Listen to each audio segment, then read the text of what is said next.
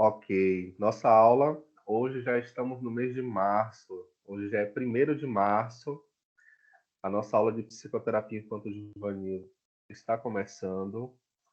Hoje, né, nós vamos conversar, ter uma visão um pouco mais crítica sobre a perspectiva do desenvolvimento humano na infância, mas antes eu vou estar trazendo algumas reflexões para vocês, né? Na verdade, algumas informações primeiro e depois a gente vai começar a nossa aula teoricamente.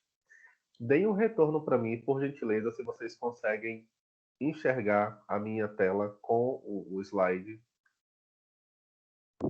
Bom dia, Francisco. Bom dia a todo mundo. Sim, dá para. Tá joia, obrigado, bom dia, bem-vindo. Então, meu povo, olha só, passar algumas informações importantes aqui para vocês, certo? A primeira delas é informar para vocês que já se encontra disponível lá no AVA, né, as 2 primeiras aulas que estão gravadas, né, foram realizadas na semana anterior, tá? Tanto a aula da segunda-feira quanto a aula da sexta-feira, na aula do Encontro 1. E aí aproveito para informar, caso alguém ainda tenha dúvida, esteja chegando aqui hoje, de que, né, a disciplina ela funciona em 2 dias, né? Então são dias fixos, segunda e sexta-feira, pela nossa carga horária, que é uma carga horária de 80 horas de uma disciplina MP. Tá joia?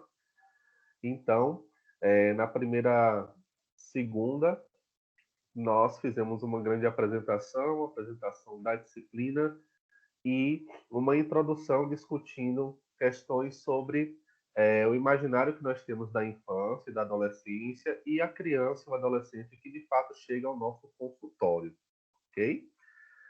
Na última sexta-feira, dia 26, nós trabalhamos aqui, né? Fizemos uma discussão sobre a construção social da infância, para a gente entender, a partir de hoje, de que criança a gente vai estar falando, né? E entendendo que no primeiro bimestre nós trabalharemos com a infância, psicoterapia com crianças, e o segundo bimestre nós trabalhamos com a psicoterapia com adolescentes. Então, nessa perspectiva, viemos da perspectiva desde a Idade Média, passando aí pelo Renascimento, chegando à perspectiva da Revolução Industrial, pensando no final do século XIX, XX, movimento higienista, falamos da contribuição da medicina, contribuição da perspectiva da criança se tornar desde um mini adulto, sem diferença dos adultos, até um sujeito de direitos no final aí do século XX, né? E cá estamos nós no início do século XXI. Então, as aulas encontram-se gravadas lá na aula 1, né? Na aula do Encontro 1, aliás. Vocês vão encontrar também, né? Eu tive uma ideia e vou depois compartilhar com os outros professores em coordenação para facilitar o acesso de vocês, alunos, nas minhas disciplinas e também futuramente com os professores. Eu coloquei o link do grupo do WhatsApp também na aula do Encontro 1, ok? Então, um aluno, até mesmo dessemestralizado, que entrar na disciplina e não tem contato com ninguém que esteja, enfim, ele acessando a aula 1 vai encontrar as aulas gravadas e vai ter o link, né, de acesso ao nosso grupo do WhatsApp. Então, aproveito para vocês assim informarem, né, se souberem que alguém vai cursar aqui a disciplina com a gente. Pronto. Nessa semana, né, hoje especificamente, nós vamos começar falando sobre o desenvolvimento humano na infância, tá? Não tem como fazer uma disciplina inteira, né, que vocês tiveram lá no início do curso. E aí eu vou dizer como é que eu optei a perspectiva do que a gente vai trabalhar hoje. Na última etapa da aula de hoje, nós vamos falar sobre a atividade parcial, na verdade, a segunda atividade parcial, que são as apresentações orais, tá? Diferenciando aí as abordagens e também, né, alguns autores. Então, eu vou falar como é que vai ser, já vou organizar com vocês aqui a própria subdivisão das equipes. Vou postar, né, na aula do Encontro 2, ainda não está lá, eu vou postar todas as diretrizes para essa apresentação oral, ou seja, destacando quais são os pontos aí importantes a vocês, cada grupo ficar responsável e pesquisar sobre o desenvolvimento infantil, a partir de cada teórica, a partir de cada abordagem. Na sexta-feira, né, nós teremos parte de aula e parte de atividade que vai valer os 200 pontos iniciais de engajamento aí na disciplina, tá bom? Então, na sexta, a gente tem vamos ter aula e aí vamos ter uma atividade mais curta, tá? Para vocês, precisando, né? É flexível o prazo até a segunda para entrega, enfim, para realização. Mas os seminários, como nós colocamos aí no final da aula, eu vou estar, né, até mesmo repassando as datas para vocês, os temas, e aí a gente organiza da melhor forma. Entendendo que a partir da próxima semana, a gente vai estar na perspectiva de segunda, aula com Francisco, sexta, apresentação oral, né, de, no mínimo, aí, 2 equipes, né, relacionadas a teóricas ou abordagens, pensando a psicoterapia na infância a partir do ponto de vista, né, escolhido aí por vocês. Então, essas são informações iniciais que eu gostaria de passar. Queria saber se tem alguma dúvida, tá? Se tiver, pode abrir o microfone e perguntar. No momento, como eu estou com o slide Bom aberto dia, aqui, professor. eu Bom não dia, vejo. colegas. Bom dia. Só destacando rapidinho, eu não consigo ver quem está com a mãozinha levantada, tá bom? Então, se precisar falar, se levantou a mão, viu que o Francisco está só com o slide na tela, aí eu não consigo ver a mãozinha, você pode abrir o microfone, pede licença e pode falar comigo. Mas continue.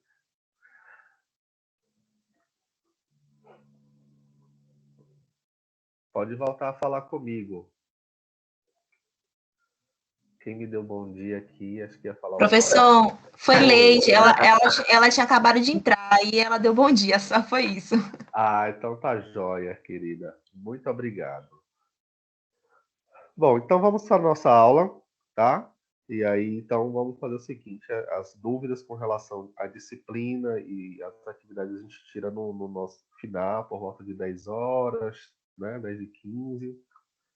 E agora vamos para o nosso eixo teórico. Então, Professor? Oi, pode falar? Oi, desculpe interromper. Mas o seminário ficou para qual data? Que data? Olha, são várias datas, tá? A partir da próxima semana, da próxima sexta-feira. Então, cada sexta-feira, né? Então, pelo calendário aqui, então a gente está em março, 12 de março vai ter Melanie Klein e Ana Freud, né? Então vem a perspectiva psicanalítica. Dia 19, salvo engano, vem o Winnicott, que também tem a perspectiva psicanalítica, e Maslow, né? Que, na abordagem humanista. Depois tem Gestalt terapia e Rogers, tá? Entretanto, eu estou avaliando com relação à Gestalt terapia por ser minha ênfase de trabalho e perspectiva na disciplina, então talvez haja aí uma substituição, porque vocês, né, terão assim, um bom acompanhamento assim, comigo, e a perspectiva no dia 26 de março com psicodrama, certo? Então, vocês podem notar que todas essas datas são sextas-feiras. Então, a gente tem aula na segunda, né? É uma forma de equilibrar também, para a gente poder ir intercalando a estruturação da psicoterapia com crianças na segunda, comigo, Então, a gente discutindo texto, tendo a aula aqui mais expositiva, né? A hora ou outra fazendo alguma atividade. E aí, na sexta, é a partir de vocês, como eu conversei na primeira aula, buscando fazer essa ponte com que cada um de vocês, né, pode se reunir em pequenos grupos a partir de interesses já prévios em outras abordagens, né, ou teóricos aí equivalentes às abordagens, para poder aproveitar até mesmo se tiver experiência de estágio ou já tem uma escolha mais delimitada, né, ou uma aproximação teórica mais delimitada com a psicanálise. Eu pulei uma data aqui, perdão, que é a data que tem análise do comportamento e teoria cognitiva comportamental, tá? Ela é antes Qual de seria questão. essa data? 12, 19. Não, ela que é a dia 26. É o seguinte, Certo. gente, eu tô com a planilha aberta, mas eu vou passar isso tudo no final. Eu vou deixar para o final para a gente discutir o trabalho, por conta que tem alunos que vão chegando aqui na disciplina, né? Às vezes chega um pouquinho mais tarde para não perder as informações. Tá joia? Tudo bem, obrigada, professor. Por nada. Professor, Oi? você tem como colocar essa planilha das datas no portal? Pronto, coloco sim. Fica melhor. Eu fiz a apresentação na aula 1, né? Tá gravada, eu compartilhei a tela. Eram datas que sofrem uma leve alteração, porque a gente tem um feriado no dia 2 de abril, né, que é a Sexta-feira Santa. Então, isso mexeu um pouquinho no calendário, e logo depois já se aproxima a semana de oficial também, mas eu vou colocar, né, o calendário que eu vou apresentar para vocês com as apresentações, tá bom? Obrigado pelo lembrete, já anotei aqui para postar.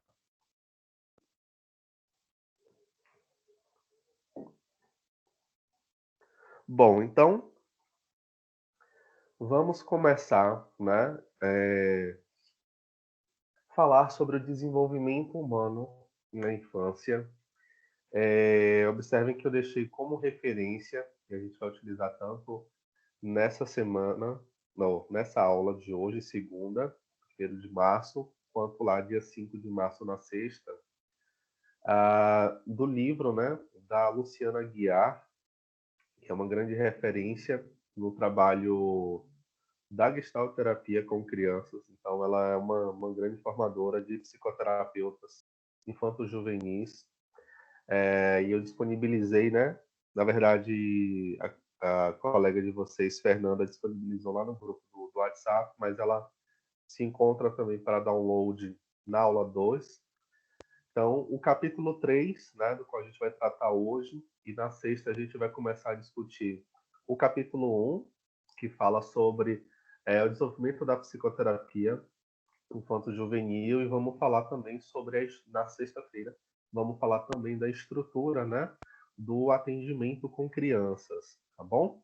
Então, aí são materiais de referência para vocês.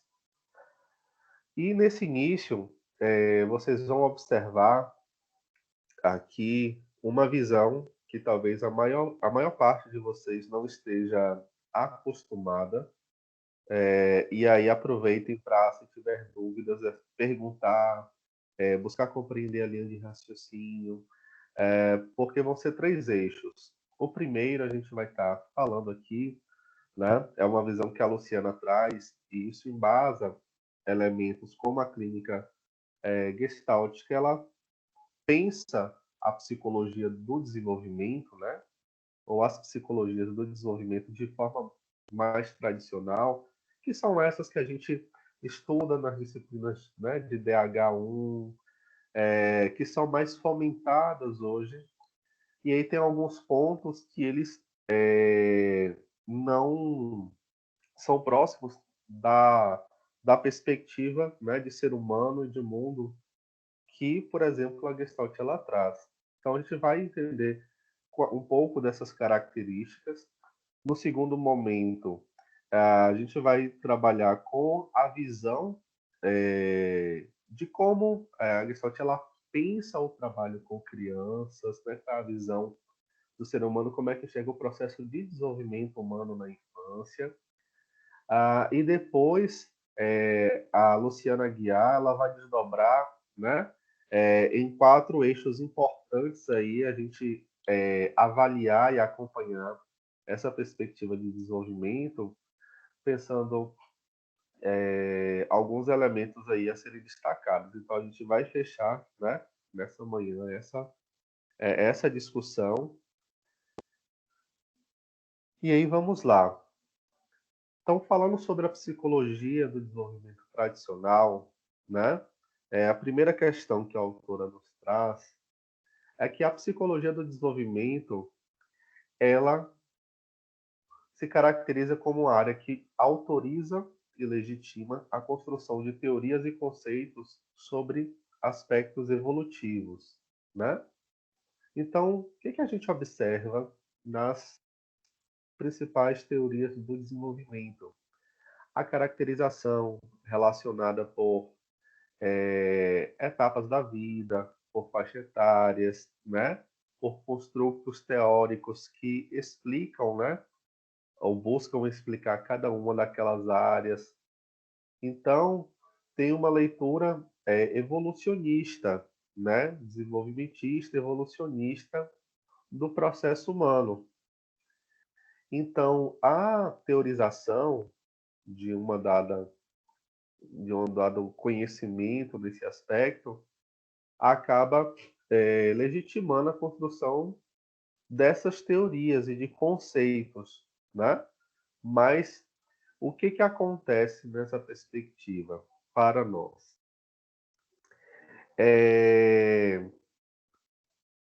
A gente pode estar, né, uma crítica assim, que a gente realiza, a gente pode estar cristalizando, né, processos individuais, né, pensando no ser, né, da criança, que na nossa visão é um ser ativo, é um ser em construção, é um ser que atua, modifica a sua realidade e é modificada também pelo contexto, né, a qual está inserida. E aí isso pode também estar indo contra alguns critérios nas quais destoam do fato de cada um ter o seu tempo, né? E cada um ter o seu processo de se envolver, de interagir, né? Consigo, com as pessoas, com o mundo, como se apresenta, a forma de decifrar esse mundo, né? De introjetar elementos. Então, esse é o primeiro ponto.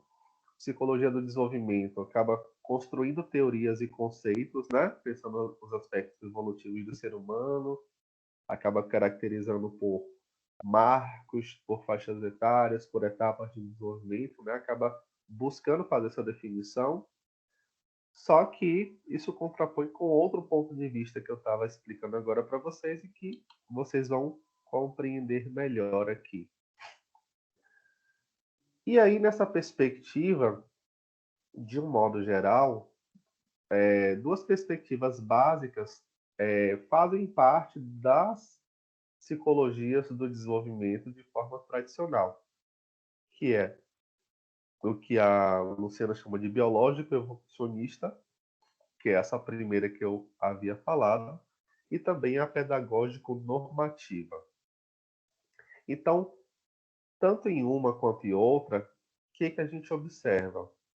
Elas fragmentam, né, o homem em várias áreas ou setores do desenvolvimento.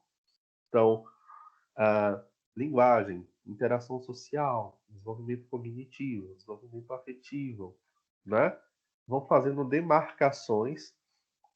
E aí uma questão interessante, gente, é de pensar do quanto a psicologia biológica evolucionista, a pedagógica normativa tem um foco muito grande na infância e também na adolescência, e isso, por exemplo, se perde na vida adulta e na velhice, né? Então, já um primeiro questionamento que a gente poderia se fazer então quando a gente fica adulto, fica idoso a gente deixa de se desenvolver, né? Os aspectos do desenvolvimento, eles param, eles diminuem.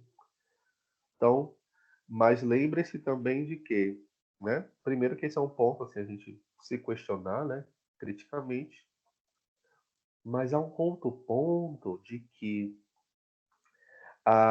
como a gente viu, o século XX, né? Ele foi um foco de muito desenvolvimento do conhecimento da pediatria, né? Como vocês vão estar trazendo aí em breve nas apresentações orais sobre o desenvolvimento das diversas psicoterapias e o olhar voltado para a criança, né? A própria evolução dessa psicologia do desenvolvimento mais tradicional, visando a categorização de faixas etárias, de processos de desenvolvimento, né? De características específicas, que acaba também, né? Gerando normas, né? Normas de funcionamento, padrão de funcionamento, para avaliar também aquilo que foge, né, ao padrão, tudo aquilo que é diferente daquele padrão ali pré-estabelecido, por exemplo, entre os 0 e os 3 anos de idade. Então isso já acaba tendo um olhar, né, já mais específico aí, cauteloso com relação à criança. Então tem essa fragmentação do homem a esses setores. Estabelecem marcos cronológicos para suas aquisições, né? É uma característica bem importante, né? Que acontece nessas perspectivas biológica evolucionista e pedagógico normativa. Focalizam a infância como período de desenvolvimento por excelência, né?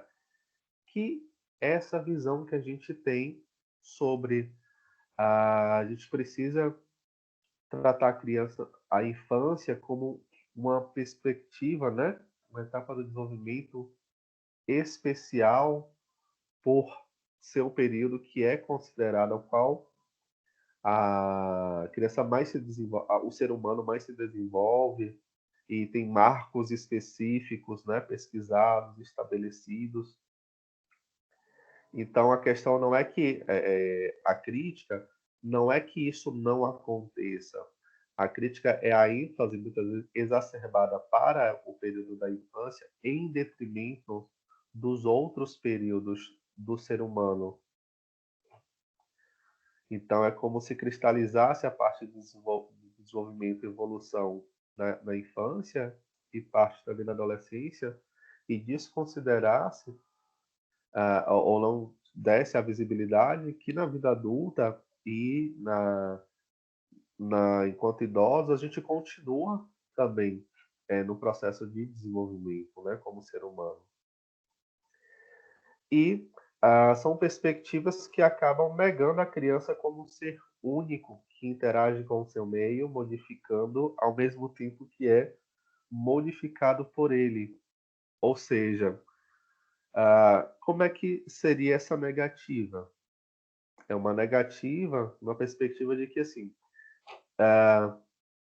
a perspectiva biológica evolucionista, como ela define claramente assim, esses marcos como a gente conhece, né? A primeira infância, a segunda infância, o desenvolvimento, ou se a gente for pegar, né, a teoria de Piaget, pensar o sensório motor, operacional, concreto, for seguindo a marcos específicos por faixas etárias e características, né? Ou seja, já se antecipa o que é previsto, o que é esperado. E isso nega, por exemplo, de fato, a vivência e o contexto que a criança tem, vai estar inserida ativamente, a qual ela atua, e ao mesmo tempo nessa interação também é modificada por ele. E que isso pode sim variar de forma não patológica, né? Pode não ser através de uma patologia, de uma psicopatologia, e mesmo assim a criança não atender aquilo que é esperado em cada tempo. Então, assim, são perspectivas, né, críticas aí para a gente se questionar, né, o que a Luciana ela traz, e aí depois vocês vão ver a visão de como a Gestalt ela apresenta um caminho de trabalho e desenvolvimento com crianças. Então, a perspectiva biológico-evolucionista é uma perspectiva que prioriza a maturação, né, ao longo do tempo. Então, traz assim uma concepção, muitas vezes, de é como se nós já nascêssemos, né, com aquela predisposição, sim, a evoluir, né? E isso acontece a partir do nosso sistema nervoso central, desde quando a criança, né, nós somos crianças, por exemplo, a nossa maturação biológica, ela ocorre da parte de cima para baixo, né? Então, primeiro a criança ela mexe muito mais o pescoço, para depois estabelecer uma postura mais firme no tronco, né? Para sentar, para engatinhar, e também do meio para as pontas, né? Então, tanto é que a gente tem primeiro os movimentos mais grossos, né? Pensando na psicomotricidade, e os movimentos mais finos, comportamento de pinça, né? Escrever, que exige os dedos, né? A parte das extremidades, elas, né? Biologicamente são desenvolvidas, maturadas, né? Com aí pensando 4 a 6 anos de idade, né? É uma fase que está bem ativa, mas antes não. Então, é da cabeça para a cauda, né? E do meio para as extremidades. Ok. Só que corre-se o risco, né? De, assim, a partir da leitura biológica, essa transposição para os fenômenos afetivos e relacionais, sociais. Porque aí envolve a questão das vivências, né? Então, essa priorização da maturação ao longo do tempo reflete essa perspectiva de esperar, né? Demarcar etapas, de esperar o que venha a acontecer. Só que aí acaba criando algumas dicotomias, né? Traz a Luciana. Então a gente separa, né? Dicotomicamente, criança e adultos, e aí automaticamente a infância, caracterizada como imatura, e adultos como maduro. Mas qual seria o conceito de maturidade e de maturidade? Né? Então, ser criança, estar criança, caracterizaria apenas imaturidade, vulnerabilidade, inconstância, e adultos seriam apenas maduros, estáveis, né? Enfim, aí são questões. Será que a gente não teria como entender que há vivências na infância que são vivências maduras e na idade adulta, no idoso, teriam vivências imaturas? Enfim, o que que determina isso? É faixa etária mesmo? Né? Perspectiva de marco de desenvolvimento? Então, né, depois vocês vão entender que a gente não está negando os conhecimentos adquiridos, mas a grande questão é o risco de estar cristalizando, né? É o risco de estar cristalizando as vivências, né, das crianças, das pessoas, e ao cristalizá-las tentar encaixá-las em determinados eixos. Porque a visão que a gente vai ter que trabalhar aqui é sim poder utilizar conhecimentos da psicologia do desenvolvimento que, no caso, se aproximem com a sua abordagem de trabalho com crianças, mas não de modo a visar cristalizá-la naquilo que é pré-determinado, que é esperado, mas sim de servir como um referencial, né, para a gente observar fenômenos que acontecem, o que costumam acontecer, mas ao mesmo tempo entendendo que há uma singularidade na criança em ser e estar no mundo, em se relacionar, em sentir se desenvolver, que não necessariamente tenha que corresponder àquele conceito, àquela etapa, àquele marco. Então, né, essa ideia do que seria maduro e imaturo, a gente pode pensar na infância, na idade adulta. Então, então, enquanto crianças e imaturas seriam seres em construção e os adultos já seriam seres construídos, ué, então a gente fica adulto, não tem mais o que crescer, desenvolver e mudar, já seria dado e acabado. Não, se a gente continua em evolução, é possível ressignificar, é possível fazer novas escolhas, continuamos em processo de desenvolvimento, né? Mas por que será então que é preciso demarcar e caracterizar na infância? Então, como, né, esses construtos trazem? Então, a criança seria imperfeita, os adultos perfeitos. Então, essas dicotomias, né, são questionamentos que a gente se faz, né, critica a perspectiva biológica evolucionista, mas, assim, volto a frisar para vocês, pelo risco da cristalização, da padronização, da normatização, enquanto marcos, né, de desenvolvimento, enquanto faixas etárias, desconsiderando aí, né, o principal, que é a vivência e a realidade de cada criança. Porque corre o risco também da gente, a partir desse olhar biológico evolucionista, ter uma visão muito patologizadora do comportamento infantil.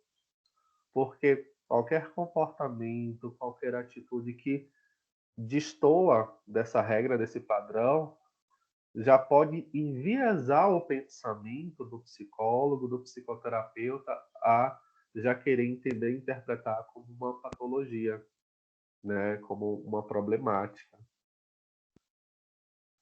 E aqui, antes de tudo, vocês vão observar o quanto é fundamental e importante a avaliação da vivência, né?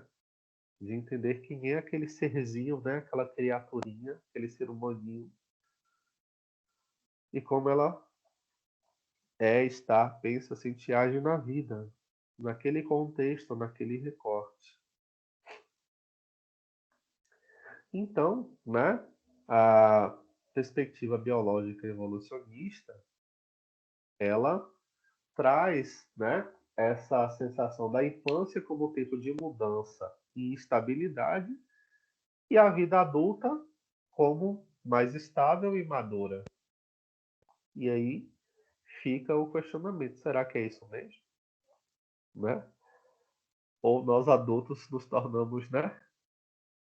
Na verdade, assim, refletimos e seguimos com esse processo, que somos seres em muito processo de mudança e com muita instabilidade também.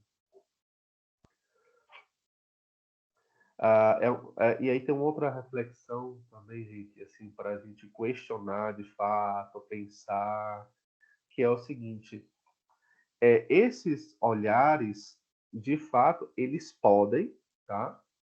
Eles podem trazer uma invisibilidade para a criança como um ser ativo, como um ser que modifica a sua própria realidade.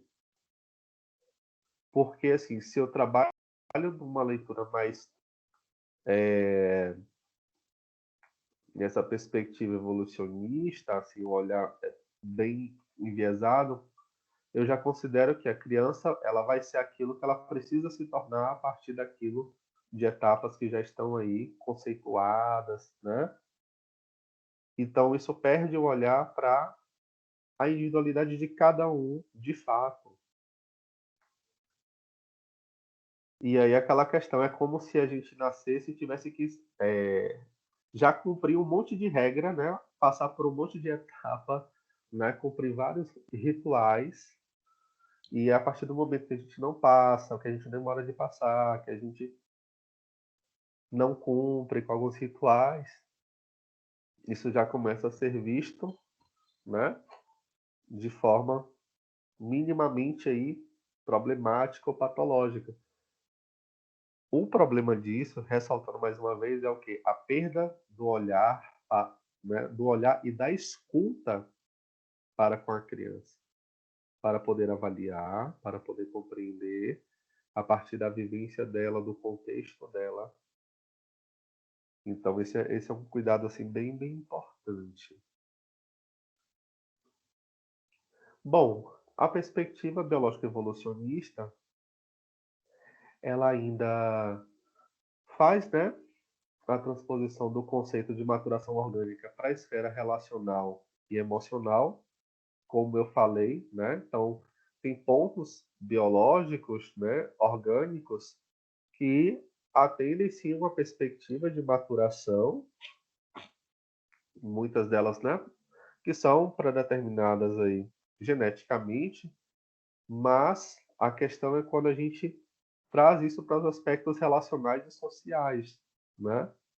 Que é uma forma de estar meio que buscando normatizar comportamentos, né? Normatizar sentimentos. Ah, essa perspectiva também, uma outra questão é que ela acaba transformando essa perspectiva de maturação, né, no juízo de valor. E aí que acaba estabelecendo comportamentos esperados para cada faixa etária. Acaba naturalizando também o desenvolvimento global do indivíduo, né? Legitimando também intervenções classificatórias e corretivas, ou seja, se a gente conceitua e estabelece padrões e características, tem como classificar, e aquilo que foge, a ideia seria corrigir, né? Só que entra o questionamento: será que ao invés da correção é possível pensar pela ótica de que a forma como aquela criança se apresenta no mundo é uma outra forma de ser e estar e se relacionar nesse mundo, que não necessariamente precisaria ser corrigida, que não necessariamente teria que ter a obrigatoriedade de se encaixar num determinado eixo e padrão classificatório? Seria um sonho se fosse assim, né, Chico? Pois é. Mas o que acontece? Esse seria um sonho se fosse assim, pelo menos no nosso trabalho, na clínica, né? Ele é possível de acontecer e vai muito também. Por isso que eu falo que o primeiro ponto, quando a gente se revisita no nosso processo de atuação, é qual é a visão de ser humano e de mundo que eu tenho e que conversa com essa visão que as variadas abordagens me oferecem, né? Porque é como cada uma enxerga o ser humano, o mundo, e vai ter uma base também epistemológica para isso. E, por exemplo, para nós na gestalterapia, a visão é justamente essa. A criança, o ser humano, ele é visto a partir do seu modo de ser, de estar e de funcionar no mundo, né? A gente não trabalha na perspectiva de caracterização, de normatização, de encaixar. Não. O trabalho é muito na perspectiva de compreender a singularidade que existe, de compreender, né, como a gente considera o ser humano, considera a criança como um ser ativo, mas que ela existe na relação com o mundo dela, né, e com todo o contexto, né, e todas as forças aí que atravessam ela e que influenciam no seu comportamento, no seu sentir, no seu agir, e que ela não tem que ser igual a Mariazinha, a Joaninha, a Ritinha, né? Ela pode ser a Carlinha, diferente da outra Carla, diferente Mas a questão é porque se a gente ficar preso, né, no que a criança ela precisa em modos de ser, interagir, sentir, se relacionar, a gente vai estar meio que tentando fazer uma clínica de transformar ela em algo já predeterminado. E a visão, assim, para nós, ela é oposta a isso. É permitir, possibilitar que a criança ela possa ser aquilo que ela tem para ser em cada momento. O ritmo dela é diferente, a visão, a interpretação dela da realidade é única. Sim, até quando a gente fala em comparar a criança, eu vou falar aqui sobre a aba, né, que analisa o comportamento aplicado. Sim. De acordo com o que eu conheço a aba e com o que eu vivi da aba. Até quando a gente fala em comparar a criança com ela mesma, a evolução anterior e a evolução dela pós-intervenção, a gente ainda assim está comparando com padrões do que seria o normal, do que seria o comum. Porque se a gente fala de uma criança que não faz contato visual, e as pessoas tentam ensinar contato visual, e ela vai tentando dar aba quem está aprendendo contato visual, aí fala, nossa, ela evoluiu o contato visual Sim. ao que ela era antes da intervenção. Só que por que uma criança tem que fazer contato visual? Porque o contato visual é tão importante.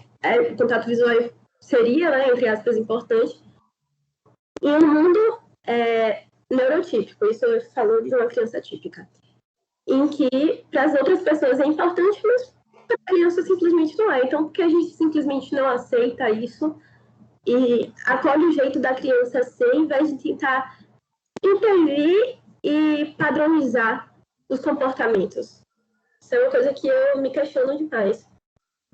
E isso, excelente reflexão que você traz, porque enquanto você falava, trazia esse exemplo, eu estava pensando aqui, falo, poxa, de fato, assim, às vezes a gente não percebe, mas para esta criança pode ser uma forma de violência, né? Meio assim, ter que aprender, desenvolver a fazer algo que naturalmente ela não gosta, que é estranho, que causa desconforto. E por que que a gente de fora considera que esse desconforto dela não pode ser aceito e respeitado, e a gente teria que transformar as nossas intervenções, o nosso manejo, para que ela pudesse desenvolver uma interação visual, né, olho a olho assim com as pessoas. Então, Sim, sim. diga. Não, eu ia concordar só. Ia falar até adultos atípicos que passaram pela aba, pela análise do comportamento aplicada quando eram crianças, eles falam muito sobre isso, né? Que eles aprenderam contato visual e eles fazem, mesmo que porque foram condicionados a fazer o contato visual, só que é uma coisa que dói, que machuca, que não gostam de fazer, mas é uma coisa que é esperada, né? Das outras pessoas, crianças que não fazem contato visual, a gente vê, por exemplo, adultos falando, tipo, tá mentindo, se você tá olhe para mim se você tá falando a verdade, não sei o quê. Então, todo esse tipo de coisa que é falado quando a pessoa é criança, independente dela ser neurotípica ou neuroatípica, Sim. que futuramente traz consequências maiores para a pessoa quando já adulta. Tanto que a gente tem aí várias pesquisas provando e mostrando que adultos que passaram pela aba enquanto crianças têm uma chance muito maior de desenvolver ansiedade, depressão, fobia social e etc. Sim. E esse encaixe também nesse processo de socialização, né? Assim, tem um discurso muito forte a partir disso, dessa convivência em sociedade, mas deixando de entender que elas são sociedade também. Somos nós enquanto um conjunto. E aí, de fato, é mais fácil, digamos assim, eu não querer mudar a minha forma forma de ser, de interagir, aceitar, entender as diferenças e as características, né, de cada um, e querer que o outro que desenvolva se adapte a esse modo de operação aqui nosso, que já, digamos, é legitimado e consagrado. Então, é o contato visual, é a melhoria na relação interpessoal, no sentido da permissão ao toque, são vários elementos.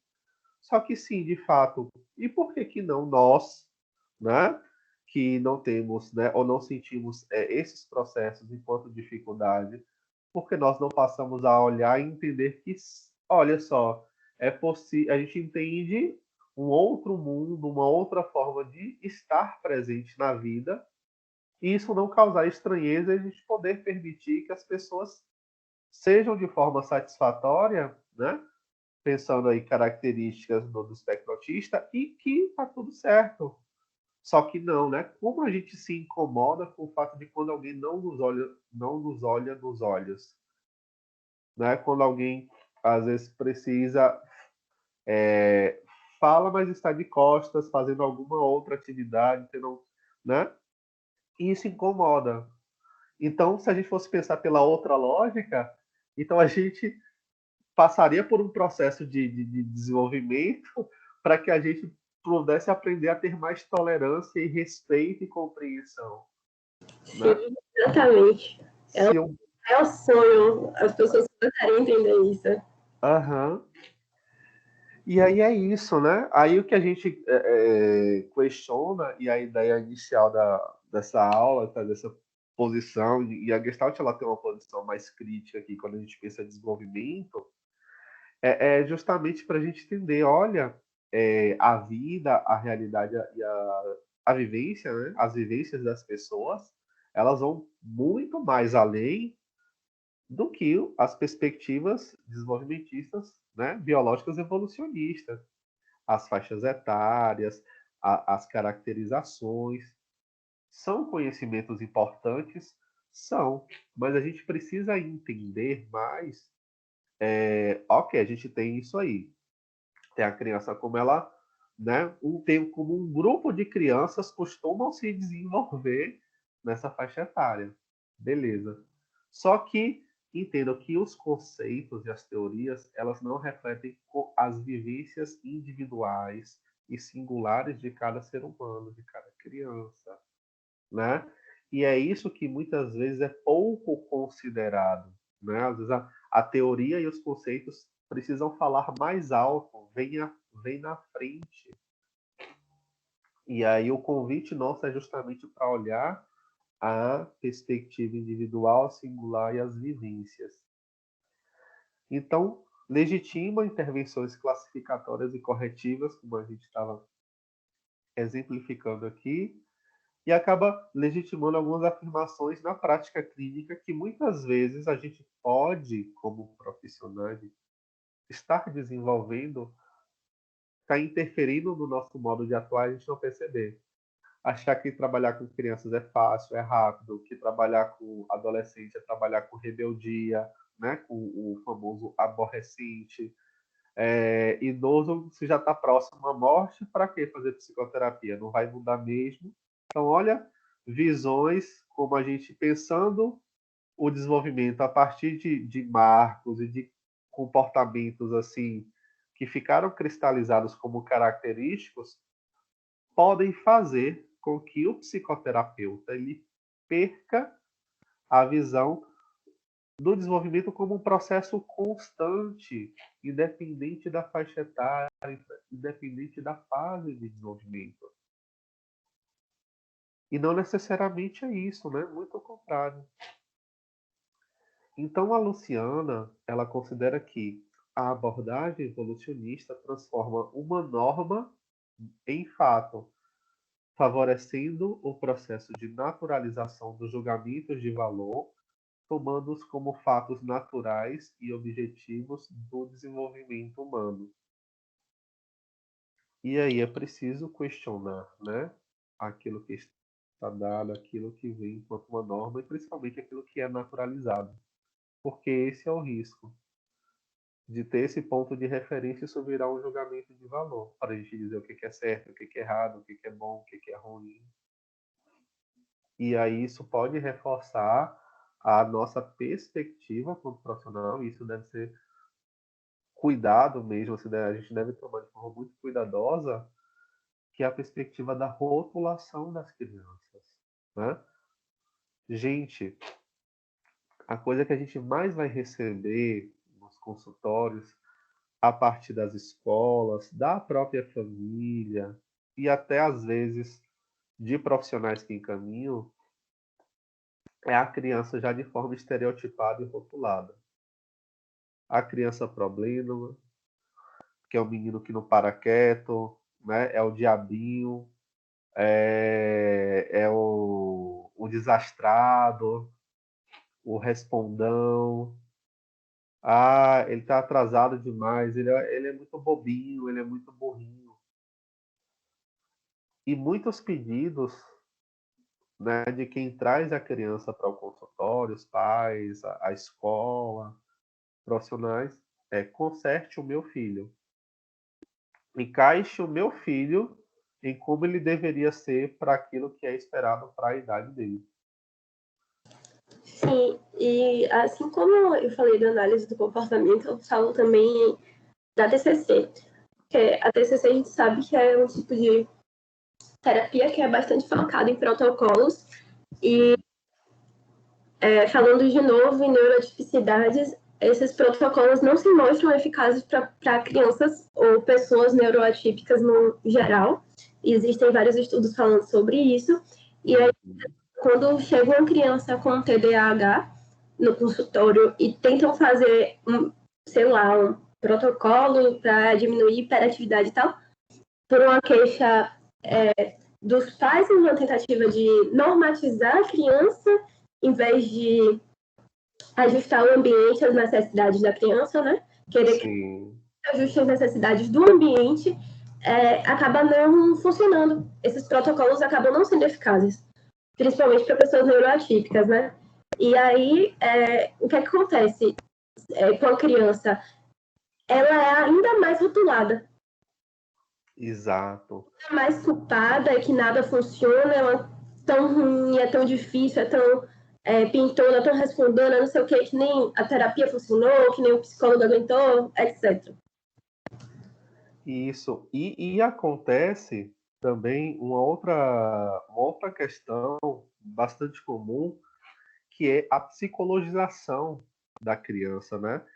Que vem nesse intuito de culpabilizá-la pelo processo, como se fosse uma questão apenas individual da criança que não consegue, da criança que não atinge aquilo que é esperado.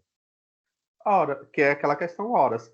Porque o restante das crianças se comportam, elas desenvolvem as atividades, elas correspondem ao que é proposto, mas, né, aquela criança, aquele pequeno grupo de crianças, não. E aí a questão é, olha, tem alguma coisa errada, a gente tem que fazer, tem que consertar, tem que corrigir para que tudo funcione. E é exatamente isso. Aí a perspectiva não vem do ambiente, vem voltado para a criança em si. E aí, gente, esse olhar, ele realmente é bem cuidadoso da nossa, deve ser muito cuidadoso da nossa parte como psicólogos, como psicoterapeutas. Por quê? Primeiro porque a gente tem que entender, né? Eu sempre falo isso. Se questionem. Primeiro ponto, quem é o paciente ou o cliente de vocês na clínica infantil? É a criança? É a família? É a escola? Porque a gente precisa entender de quem é a queixa que a gente vai trabalhar. E de verdade, o nosso paciente, o nosso cliente é a criança.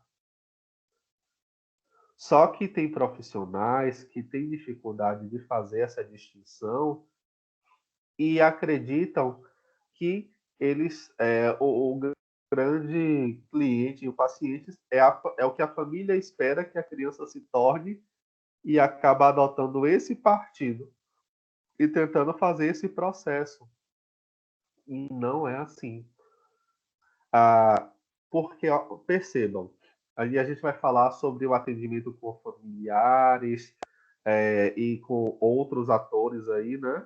Pensando em escola, pensando, enfim, médicos, né? Outras fontes assim, de encaminhamento, porque a gente recebe pedidos voltados para a criança. E normalmente é culpabilizando a criança. Normalmente a criança é o problema. Mas essa criança, ela vive isolada no mundo, ela não tem relação nenhuma, ela não tem contexto nenhum. Não, claro que ela tem. Só que esse público, essas pessoas, muitas vezes não têm consciência disso. Os pais, muitas vezes, não se percebem como, né, ou o contexto familiar, primeiro, como uma grande primeira instituição social da criança,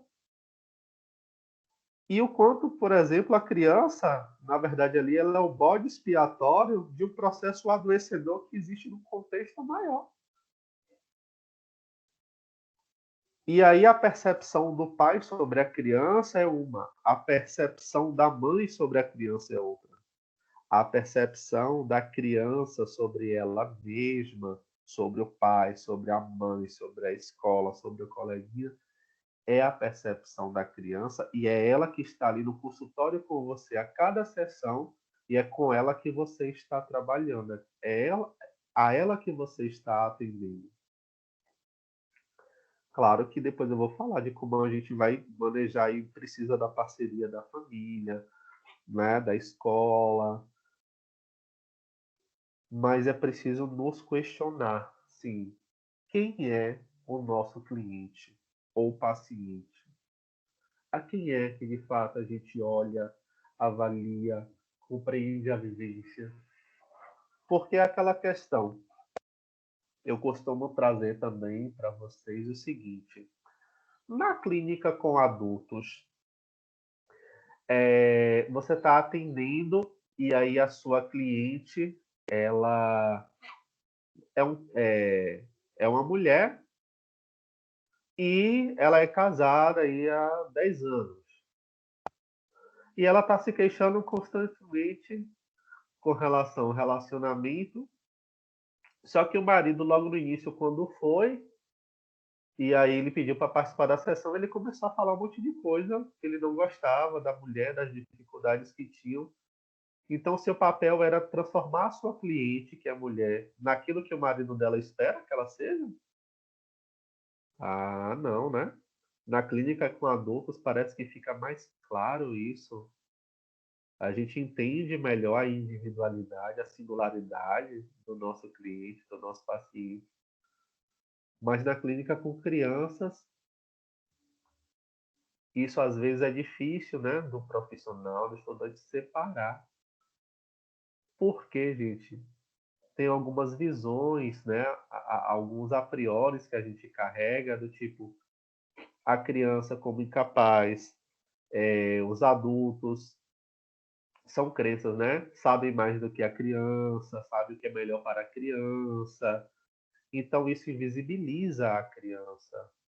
Isso, né? Essa visão que a gente pode ter, se a gente não se questionar, se a gente não refletir, a gente pode estar tendo uma visão da criança como um ser passivo, como um ser que ele é desenvolvido não numa perspectiva ativa, mas a partir daquilo que o mundo, os adultos, as instituições têm para oferecer e fazer com que ele se torne. E não é assim. Não é assim. Né? A gente vai falar muito aqui na disciplina, no processo da psicoterapia, o quanto a criança é um ser que deseja, que tem necessidades, né? Que pensa a própria realidade, que muda a realidade a partir das suas interações, principalmente através do brincar, né? O brincar no aspecto fundamental, enquanto refletir a realidade que convive e, ao mesmo tempo, a partir do processo do brincar, ela modifica ela ressignifica processos.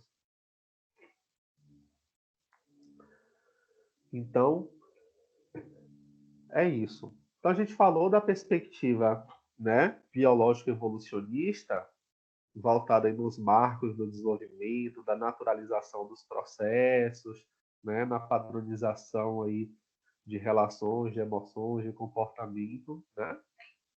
E que tende, às vezes, como a gente falou aqui, Natália trouxe, de psicologizar a criança, né?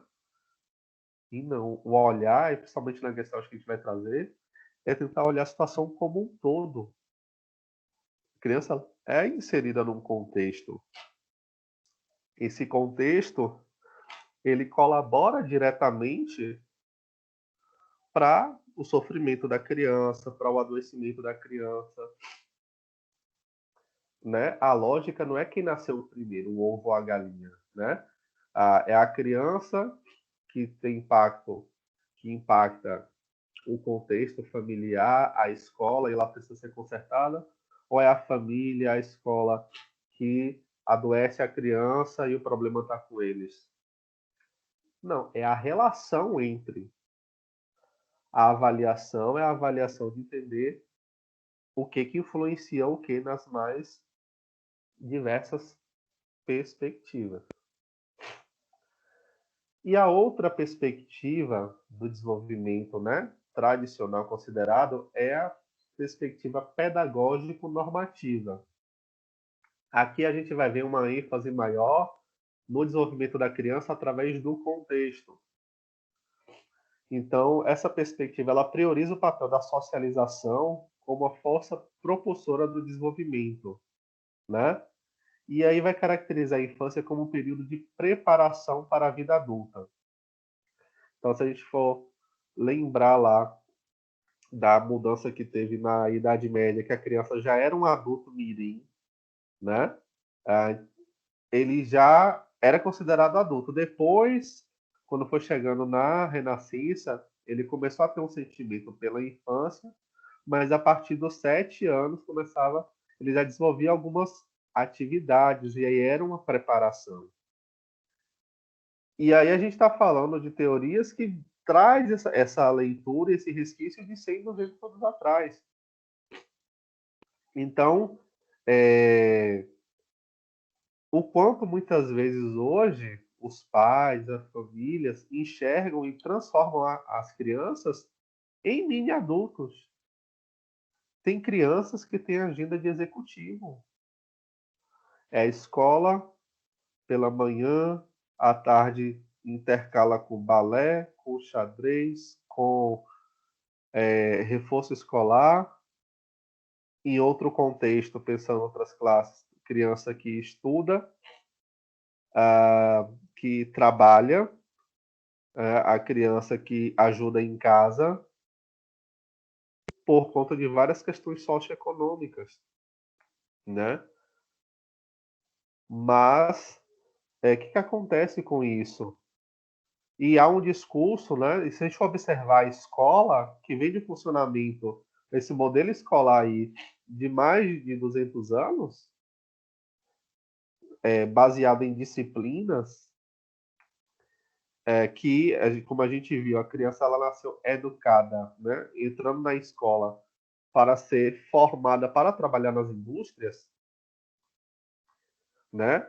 A gente vê a criança que a medicina começou a desenvolver um conhecimento para aquele corpo, para aquele ser que é diferente do adulto. O que acontece? Ainda é uma visão de que é o sujeito que tem que se adaptar ao ambiente. Então, é a criança que tem que ser corrigida, disciplinada para a vida adulta. Por isso que é pedagógico, normativa. Então, a criança que não desenvolve habilidades para o mundo adulto estaria fadada ao fracasso, à infelicidade, né? Então, pensando numa crença contemporânea. Aí vocês perguntam, Francisco, mas o mundo é assim. Realmente, se não for assim, é difícil. Eu concordo com vocês, é super difícil, o mundo é cruel, é dessa forma. quer que a gente seja cada vez melhor, que a gente não pare nunca, né? Ter essa perspectiva aí de meritocracia, que é um outro elemento, e é trabalhado, né? Suscitado, estimulado desde a infância, mas isso é um viés cultural. Mas o que que acontece? A gente tem feito com que as crianças deixem de ser crianças, deixam de vivenciar processos da infância. Porque do século XX para cá a gente entendeu o que é infância. Né? E a gente entende a importância de vivenciar esse processo. Não é mais Idade Média. Idade Média já ficou para trás. Não é um mini adulto.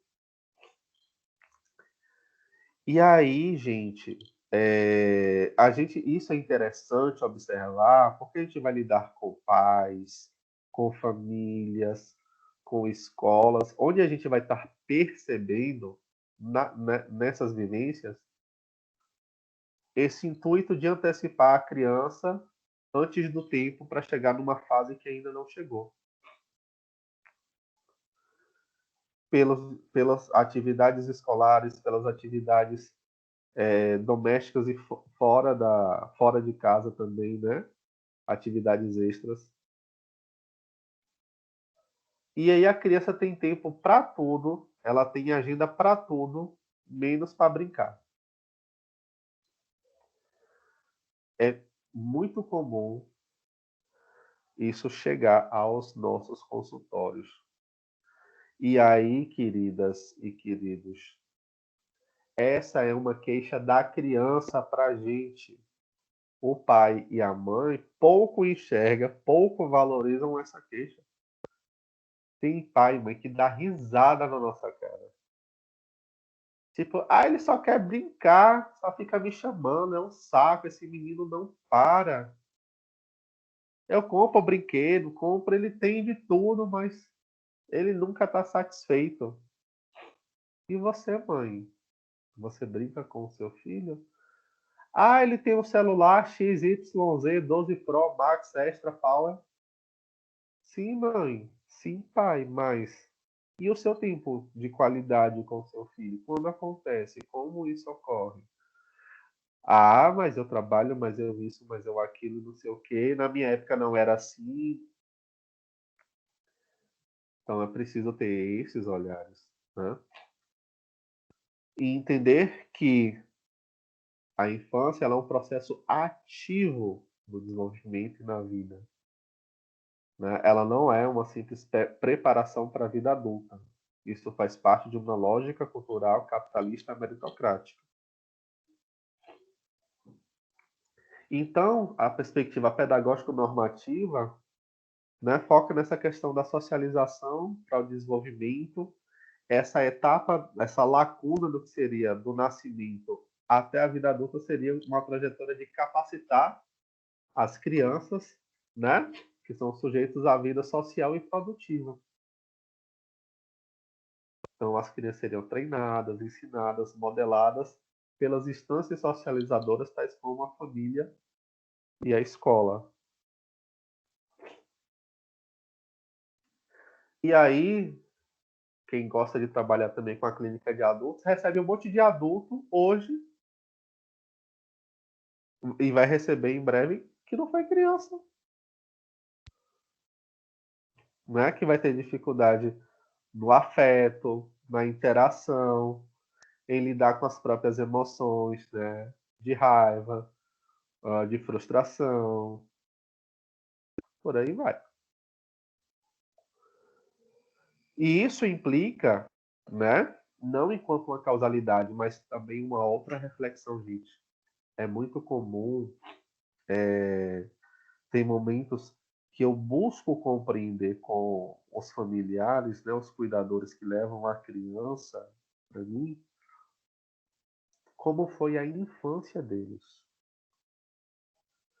Gente, eu observo constantemente que a criança, o pai e a mãe, que não teve uma infância lúdica, uma infância com uma interação onde houvesse uma interação representativa com as suas figuras, né? Significativas, suas figuras de autoridade, tem dificuldade, de um modo geral, não é regra, mas tem uma dificuldade em como lidar com o filho, na relação, na construção de uma relação afetiva, de uma relação lógica com o filho. Só que o que chega para a gente é o menino, a criança, problema. E a família, né, tendo dificuldade de se reconhecer nesse processo.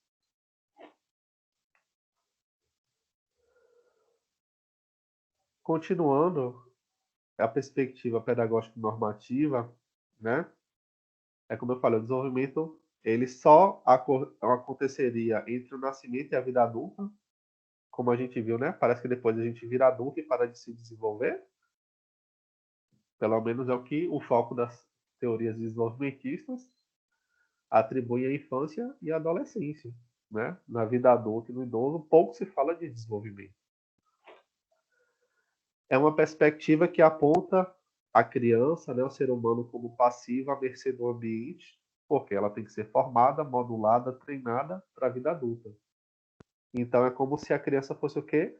Uma folha em branco, né? Um receptáculo passivo. E não, né? Isso deixa de fora o papel dela ativo e transformador da realidade, como eu falei, principalmente através do brincar. E o quanto as famílias, as pessoas ignoram a importância, desconhecem a importância do brincar no processo de desenvolvimento da criança, de introjeção e ressignificação da realidade ao redor dela, né? E é a nossa principal via de comunicação e trabalho na psicoterapia com crianças é através do lúdico, é através do brincar. Daqui a mais ou menos 15 dias, 20 dias, o nosso módulo aqui da segunda-feira vai ser sobre o brincar, os recursos lúdicos, né? Como a gente pode trabalhar na psicoterapia. E aí eu vou trazer aqui, a gente vai discutir tanto com jogos, brinquedos, brincadeiras estruturados, quanto a serem construídos, a serem inventados, que é maravilhoso, maravilhoso na clínica.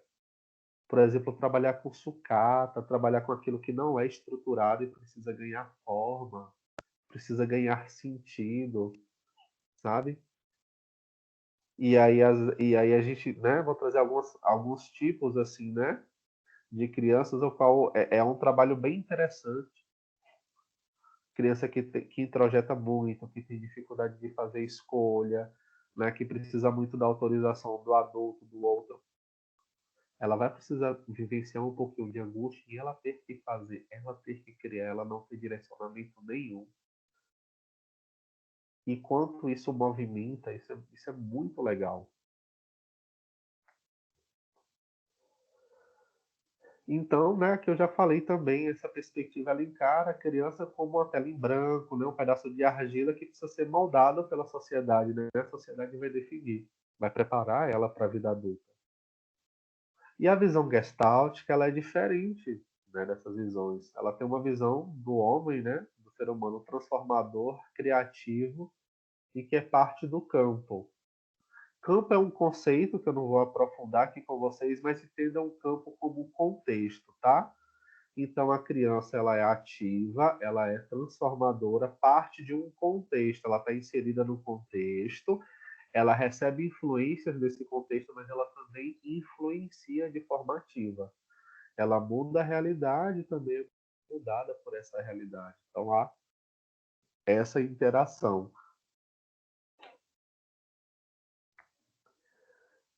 Então outros pontos críticos aqui, né? Eu já falei de algum modo. Estabelecer o que é esperado para cada momento subsequente da criança desqualifica o presente, né? O aqui e agora, e começa a focalizar só o que vem depois, só o que é esperado. Então, né, nós como profissionais ficamos, a criança está nesse ponto e ela precisa atingir agora aquela etapa. E perde o olhar para o que está acontecendo agora, né? E acaba determinando, cristalizando a criança no que ela é e nos modos que ela precisa desenvolver.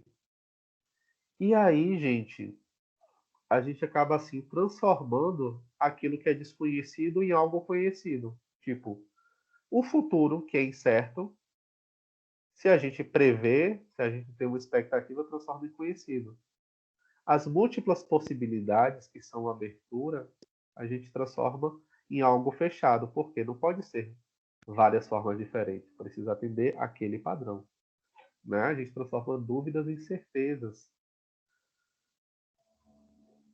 Mas tudo que a gente tem, né? E o trabalho com a criança é muito isso, é muito presente, é muito aqui agora, é muito aquilo que está acontecendo. Não é o que vem depois. É a transformação de cada contato, de cada interação, de cada brincadeira, de cada diálogo ali. Gente, clínica com criança tem, né, muitos recortes bem diferentes e bem específicos comparados com o adulto, até mesmo com clínica com adolescente. Porque criança, a gente não vai fazer, por exemplo, uma reflexão para ela levar para casa, pensar e na semana que vem ela voltar e dizer para a gente o que ela pensou e ela ressignificou. Não. Isso acontece ali no tete a tete com você, brincando, jogando, desenhando, contando história. O que vai acontecer semana que vem, a gente não faz a mínima ideia. Tudo que existe é você e a sua criança ali naquela sessão, naquele momento. Então isso requer também uma postura mais ativa do psicoterapeuta de crianças. A gente vai falar mais para frente do perfil assim esperado para o terapeuta com crianças, habilidades importantes aí a estarem presentes ou serem desenvolvidas por nós.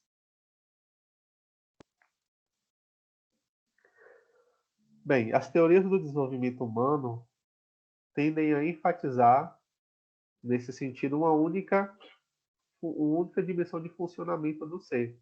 Ou seja, o desenvolvimento se dá por operações intelectuais, né, por exemplo, como o Piaget traz, ou pelo desenvolvimento psicossexual, né, a partir da perspectiva freudiana, ou da aprendizagem social, pensando aí Bandura, pensando outros teóricos.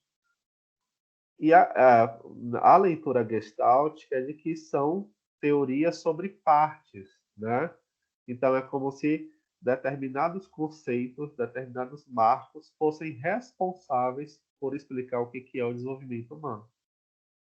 E qual é a nossa visão? Nesse sentido, se foca apenas em partes, como questões relacionadas ao desenvolvimento, acaba de estar descartando a totalidade, a compreensão do todo, né, dos mais variados elementos no desenvolvimento, né? Então, o olhar aqui é o olhar de como cada coisa se relaciona com cada coisa. Não é tomar partido apenas da criança, ou apenas da família, ou apenas da escola, ou apenas de teorias. É entender esse funcionamento mais global, mais amplo. Bom, esse pode falar. Tem uma fala do Ivan Louvas, que é o criador da ABA, né, da análise do comportamento aplicada, que ele se refere, na verdade, essa fala é sobre crianças autistas, mas é uma coisa que eu vejo, assim, no geral, que é uma visão que muitas pessoas têm sobre crianças, sendo elas autistas, atípicas ou não, que diz o seguinte, que quando você trabalha com criança, você começa um trabalho praticamente do zero, que você está no sentido físico da coisa, porque tem cabelo, tem nariz, tem boca, tem mão, mas não tem uma pessoa no sentido psicológico. Então, é como se fosse uma maneira de encarar o trabalho, ver, tipo, a criança ali, mas no sentido de construir uma pessoa, como se a criança ainda não fosse uma pessoa. E eu acho que essa é uma visão que muita gente tem até hoje, né? Independente da criança ser autista, ser TDAH, ter transtorno de desenvolvimento global, é uma visão que eu acho que é da maioria, assim, de que a criança não é uma pessoa. Sim, perfeito. E isso reflete essa descaracterização mesmo, né, das crianças, de um modo geral, né, trazendo o singular. A descaracterização das crianças como pessoas, como seres humanos individuais, únicos, para a criança padrão, que é aquele corpo pequeno, em um dado marco desenvolvimentista. E aí outra coisa que me chama a atenção quando você falou e me trouxe a reflexão pensando sobre crianças autistas, seria pensar, também acaba padronizando o que é ser uma criança autista, né? E ter um padrão de ser autista no mundo. E pelo contrário, né? Desse mesmo modo, a gente deve cada vez mais evitar invisibilizar a subjetividade, as diferenças, as singularidades de cada um.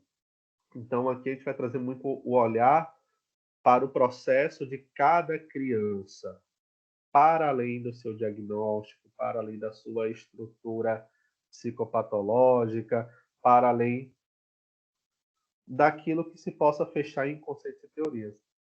Sim, essa é uma parte da... Desculpa te interromper. Sim, pode Desculpa. falar.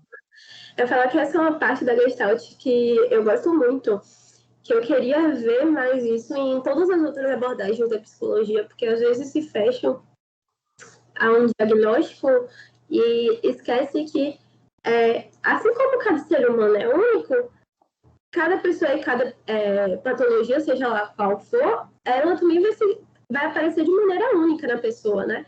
E quando a gente fala de diagnóstico, acaba padronizando, rotulando, etc. Esqueci outras palavras para usar, mas nesse sentido de que acaba prejudicando a criança. Porque, por exemplo, se diz que é autista, o que a escola pode pensar? Não vou investir, porque é autista, não vai aprender mesmo. Ou então, se a gente fala de uma criança, por exemplo, que tem paralisia cerebral, a gente vê isso mais claro ainda. Tipo, falta o diagnóstico faz com que a educação, faz com que o desenvolvimento, etc., seja meio viabilizado pela questão de ser rotulado. Sim. Não que não seja importante o diagnóstico, é óbvio que é importante, mas sem esquecer de que a criança, ela também é um ser, e ela também tem a história de vida dela, independente do diagnóstico ou não. Exatamente. E aí eu vou fechar essa etapa da aula, a gente vai fazer uma pausa de 10 minutos, mas trazendo a reflexão a partir de algumas vivências que eu já observei com alguns terapeutas que atendiam crianças, de que, assim,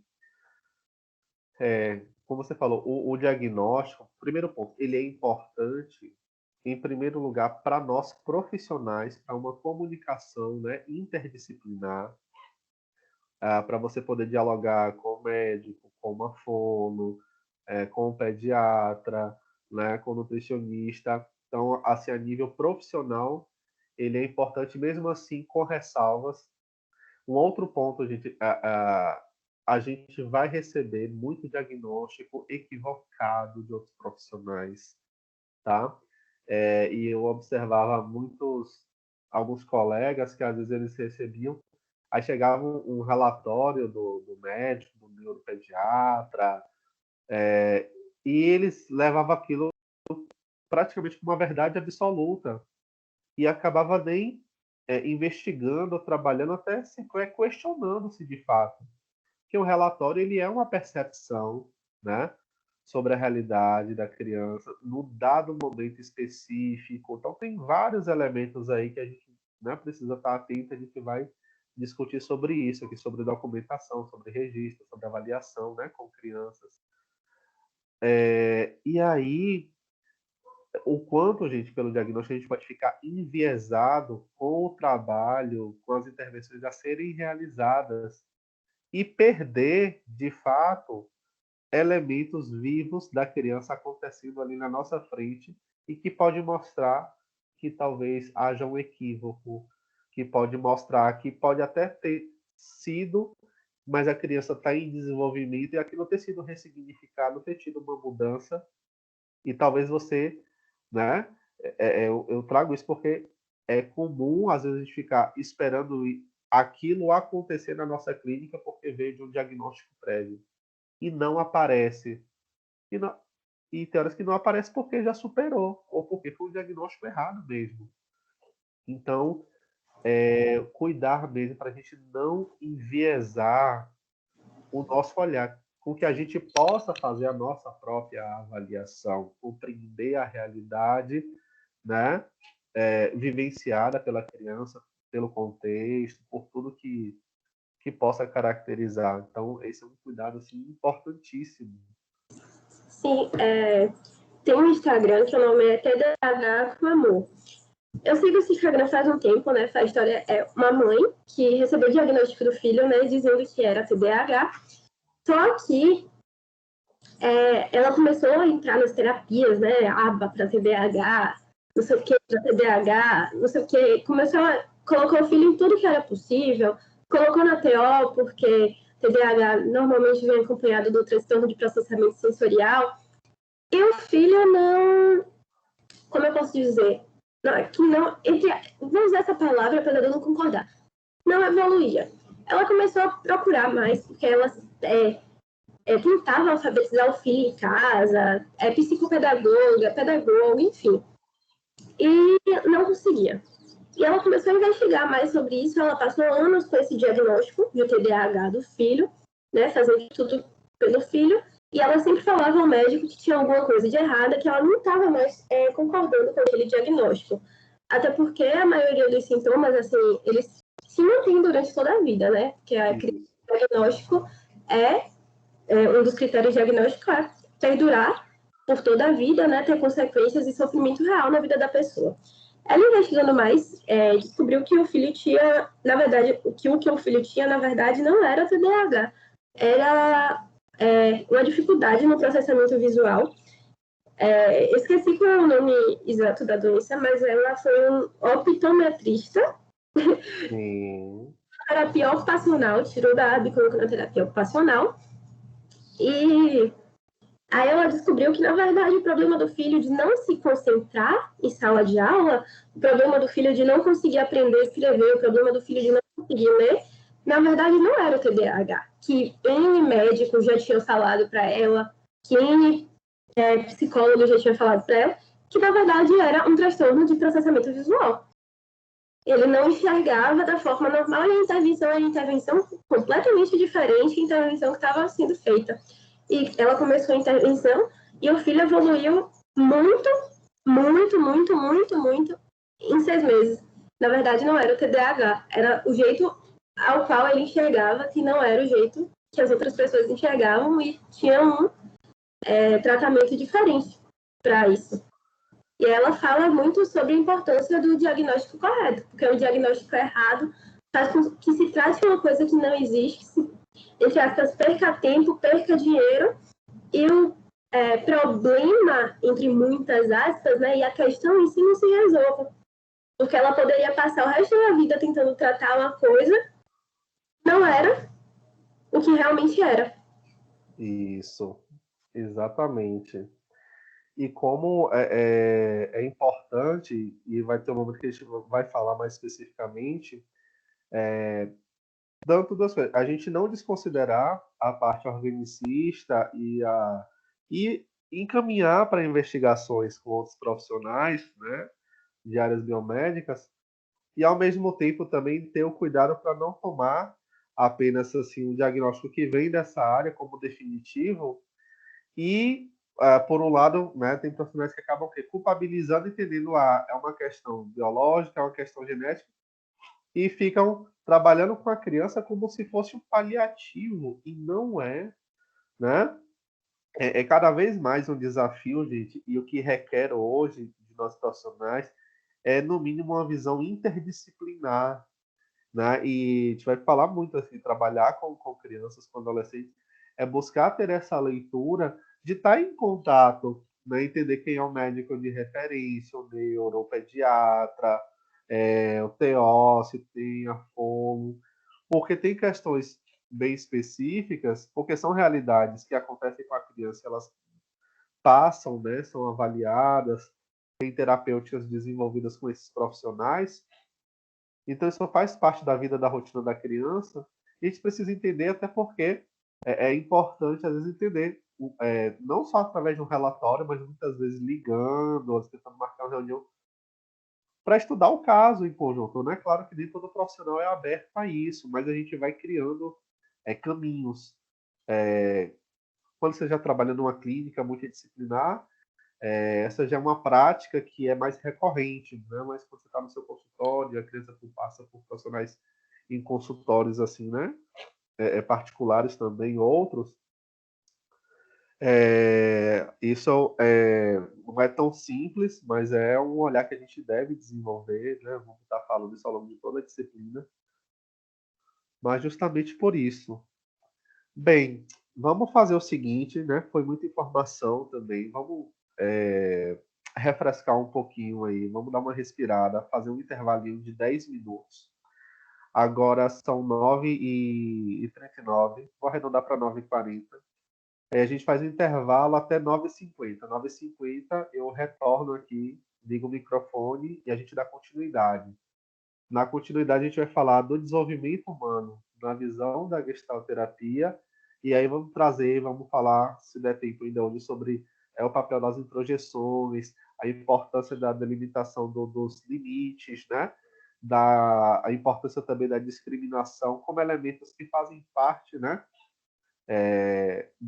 Do processo de desenvolvimento, né? E crescimento na infância, e também sobre as funções de contato, que é um eixo teórico que a gente tem na Gestalt, aí eu vou estar pensando como é que isso pode ser estimulado, trabalhado, desenvolvido, por que a importância de trabalhar com esses elementos, pensando na perspectiva do desenvolvimento, tá bom? Então, 9h40 agora, a gente pausa, faz 10 minutos de intervalo, e 9h50 nós retornamos aqui.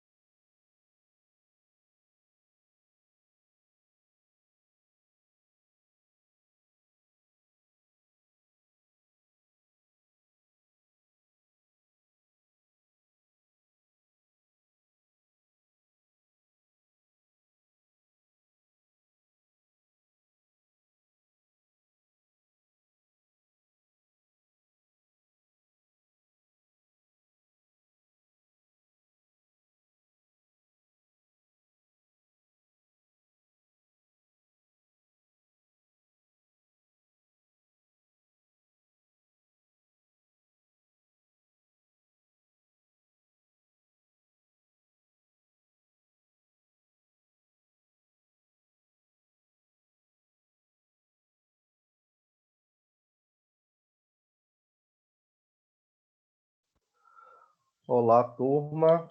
Estamos voltando aqui do nosso intervalinho.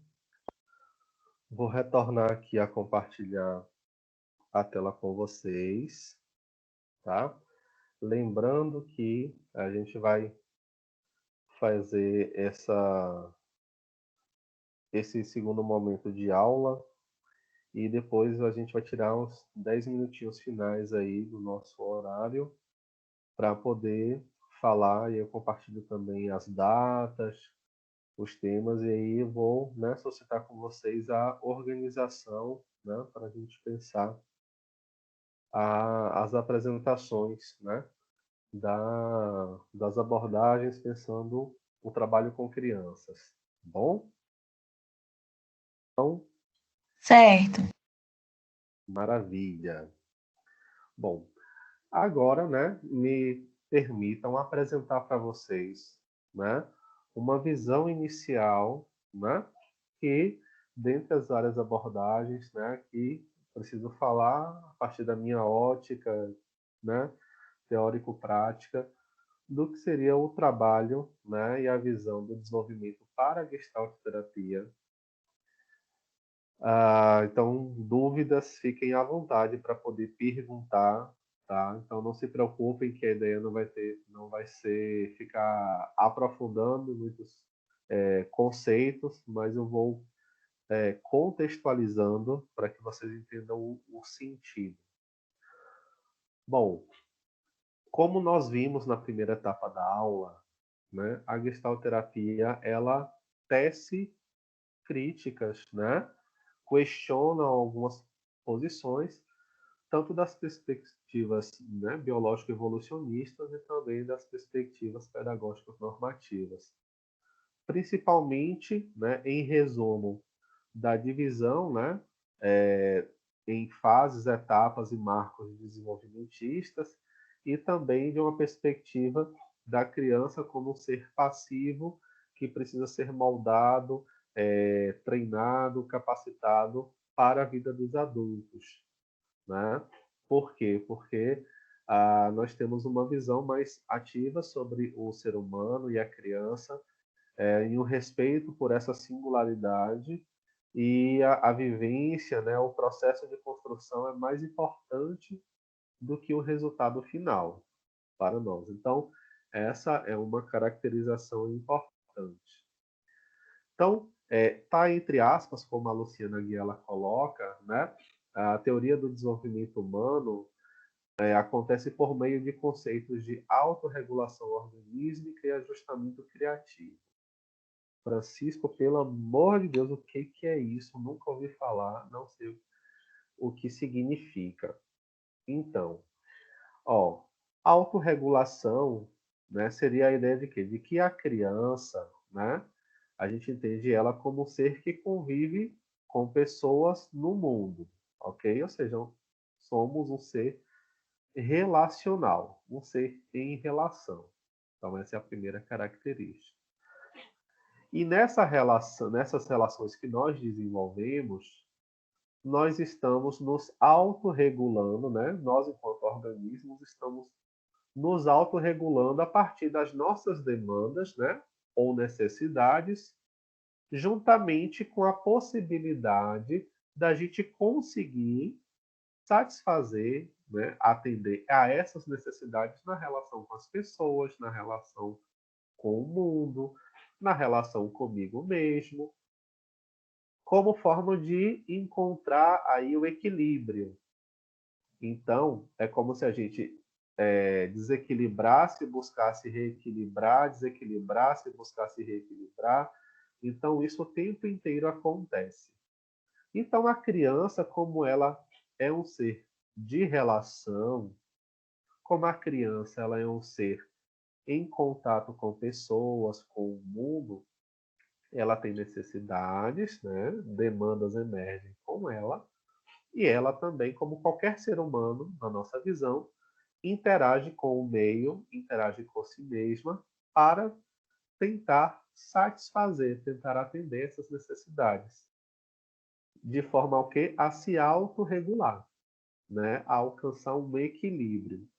Então, essa é uma visão central da forma como a gente compreende o desenvolvimento humano e acaba utilizando como parâmetro aí para, né, avaliação, para acompanhamento dos movimentos que as pessoas fazem na vida, né? Sobretudo os movimentos que as crianças fazem na sua vida. E ajustamento criativo, ele é um conceito também próprio da Gestalt terapia, e ele significa a perspectiva do ajustamento, né, de forma criativa, são as atitudes, os comportamentos, as ações que nós realizamos para tentar alcançar aquilo que a gente precisa, para tentar atender a nossa necessidade, as nossas demandas. E aí, dessa forma, a gente conseguir entrar em equilíbrio, conseguir a autorregulação. Então, recapitulando, a criança, assim como o adolescente, o adulto, o idoso, não é um ser humano para nós, mas recortando, a criança é um ser no mundo que se relaciona com pessoas. As crianças têm necessidades, emanam nela demandas, e elas vão se ajustar, buscar tentar se ajustar, ou seja, agir, se comportar, manipular o ambiente de forma criativa, né, para tentar suprir essa demanda, suprir essa necessidade que emerge. E aí, dessa forma, ela conseguir alcançar parte do equilíbrio. Só que lembrando, o tempo inteiro a gente está emergindo necessidades conosco e a gente vai tentando interagir com o meio ou conosco para poder satisfazer. Então, isso é um processo constante ao longo de toda a existência de todo ser humano. Depois vocês vão ver, tem esse termo ajustamento que é criativo, mas também a gente considera que tem um ajustamento disfuncional ou ajustamento chamado aí de neurótico, que seria o quê? São na tentativa da gente tentar atender às nossas demandas ou necessidades, a gente não consegue fazer de forma satisfatória e aquilo fica pendente, né? Às vezes fica pela metade. E aí esse equilíbrio, né, importante, ele é alcançado parcialmente.